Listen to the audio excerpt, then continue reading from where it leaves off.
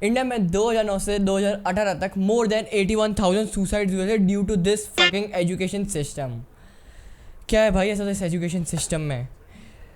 इसके ऊपर पहले हम लोग एक वीडियो बना चुके हैं, पर उस वीडियो में हमने मेनली इंडियन सोसाइटी के बारे में बात करी थी, हमने एजुकेशन सिस्टम में बात नहीं करी थी। आज हम लोग बात करने वाला है एजुकेशन सिस्टम पे ही। हमारा जो मेन मोटो का वो होगा education system instead of Indian societies. So guys let's begin this video. पहले तो बात करते हैं ये जो एजुकेशन सिस्टम है ये आया कहाँ से, इतना फालतू सा एजुकेशन किस पागल ने बनाया है?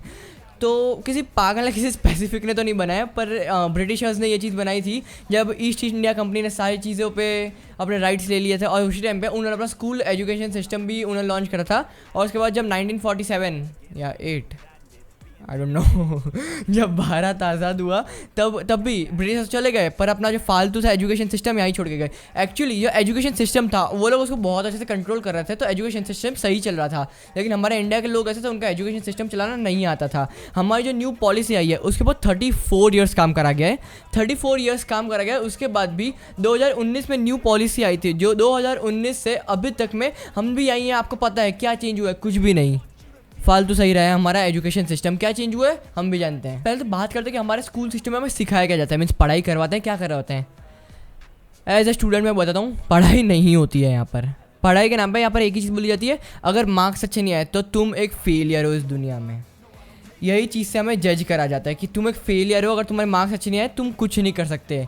ऐसा थोड़ी होता है। अगर और एक और बात है हमारे स्कूल सिस्टम के बारे में, जो स्कूल्स हैं, जो यूनिवर्सिटीज़ हैं, स्कूल सिस्टम और ये जो यूनिवर्सिटीज, हमने एजुकेशन सिस्टम का मजाक बना कर रख दिया है। एजुकेशन सिस्टम, ये लोग एजुकेशन को इतना लाइटली लेते हैं, इन्होंने एजुकेशन को एज अ बिजनेस स्टार्ट कर दिया है। बहुत सारे लोग अपनी यूनिवर्सिटीज़ चालू करते हैं, बहुत सारे लोग अपने इंस्टीट्यूट भी चालू करते हैं, इतने लाखों फीस लेते हैं, इतनी ज़्यादा फीस लेते हैं। और उसके बाद जब हम लोग पास होते हैं, हम लोग ग्रेजुएट होते हैं, उसके बाद हमारा जो एजुकेशन सिस्टम है वो पैसे तो लाखों में ले लेता है, लेकिन हमको 50,000 भी कमाने के लायक नहीं छोड़ता है। This was my favourite comment from my last education system video. India में क्या माना जाता है कि अगर हमने डिग्री ले ली, हमने अच्छे से पढ़ाई कर ली, तो हमारी जॉब भी होगी, जिसकी वजह से हमारा जो जनरेशन है वो भी बहुत अच्छे से कैरी आउट होने वाला है, जो कि एकदम ही फालतू है। किसने ये थियोरी बनाई है भाई? किसने? ये बात तो साइड में रहेगा। हम लोग अगर इंस्टीट्यूट्स की बात करें, इंस्टीट्यूट्स में अराउंड 200 से 300 बच्चे एक ही बैच में होते हैं, राइट? नहीं होते? होते ही हैं। 200 से 300 बच्चे एक ही बैच में होते हैं। और जब सब लोग जाते हैं, सब लोग जब पास करते हैं अपना, सब लोग ही पास करते हैं, फेल तो कोई होता नहीं है। और जब सब लोग पास कर लेते हैं, उसके बाद जो मेन बोर्ड है, मेन बोर्ड में जो टॉपर्स की फोटो लगती है, वहाँ पर खाली 3-4 लोगों की फोटो क्यों लगती है?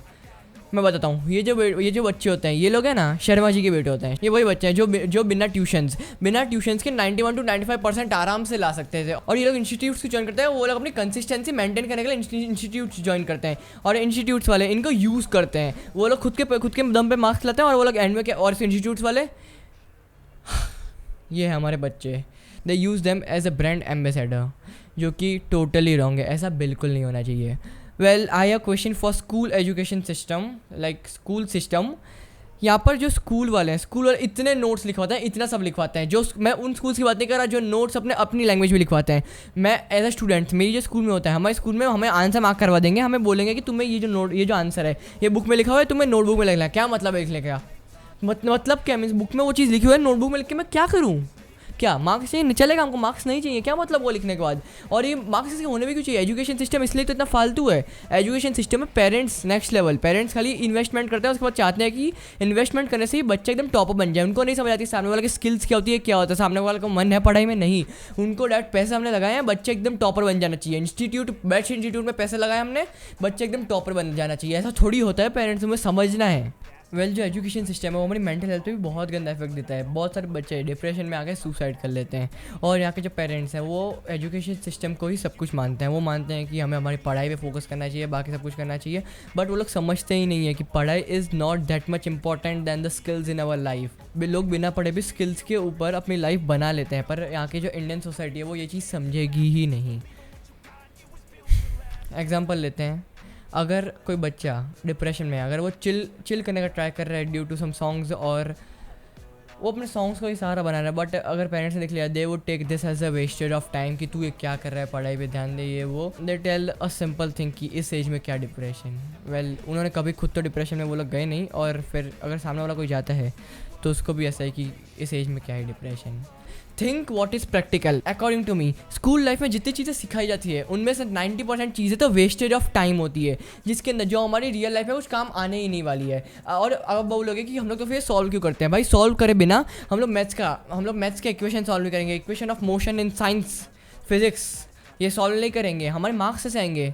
Because as per this damn education system marks is everything in our this damn life. भाई कुछ चेंज नहीं होने वाला है हमारे एजुकेशन सिस्टम में, हम लोग कुछ कर नहीं सकते हैं, हम लोग खाली हमारी मेंटेलिटी चेंज कर सकते हैं।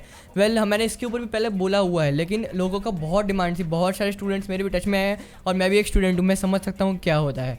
और बाकी की जो भी स्टूडेंट्स सबकी बहुत ज़्यादा डिमांड थी कि हमें भी जानना है अभी और एजुकेशन सिस्टम के ऊपर एक और वीडियो चाहिए हमको। Guys before ending this video, जो भी स्टूडेंट ये वीडियो देख रहा है, मैं उसको हाँ एक ही चीज़ बोलना चाहूँगा कि don't be too serious about this study, सब कुछ हो जाएगा, बस चिल मार के जियो। और अगर अभी भी आपको मेंटल हेल्थ पे कुछ बुरा है आपका, so I would refer you to read this book will change your life for sure. So you can read this book, मैं इसका जो लिंक है वो मैं डिस्क्रिप्शन में दे दूंगा फॉर श्योर। और इस बुक में एफ शब्द बहुत नॉर्मल है, तो ये तो गेस मत ही करना कि ये बुक एकदम फैमिली फ्रेंडली होगी। मीन्स हर कोई बुक में नहीं पढ़ सकता है, but the subtle art of not giving a fuck, I would highly recommend this book. Okay guys, इसका जो लिंक है आपको डिस्क्रिप्शन में मिल जाएगा। Read this book. मैंने खुद ने ये बुक अभी स्टार्ट करी, कुछ टाइम हुआ मेरे को पढ़ते हुए, लेकिन ये जो बुक है ये बहुत हमारे थॉट्स चेंज कर देती है, हमारा थॉट ऑफ प्रोसेस एकदम चेंज कर देगी। गाइज मैं इसका डिस्क्रिप्शन में लिंक दे दूंगा, read this book. Okay guys आपको क्या लगता है एजुकेशन सिस्टम के बारे में, मेरे को कमेंट सेक्शन में ज़रूर बताइएगा। Well guys that's all for today's video. अगर आपको वीडियो पसंद आए वीडियो को लाइक करना, शेयर करना, चैनल पर सब्सक्राइब जरूर करना। मिलता हूँ अगली वीडियो में, good bye.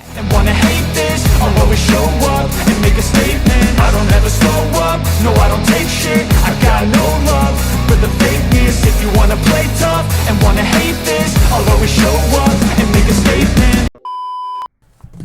Oh bhai because parents are the main cause for the worst rotten system, the most rotten system, the education system in India। जो कि मैं क्या बोल रहा हूँ मेरे को समझ अरे यार Rotsima wiggling on the vision, heat waves in the sangmarana mirror.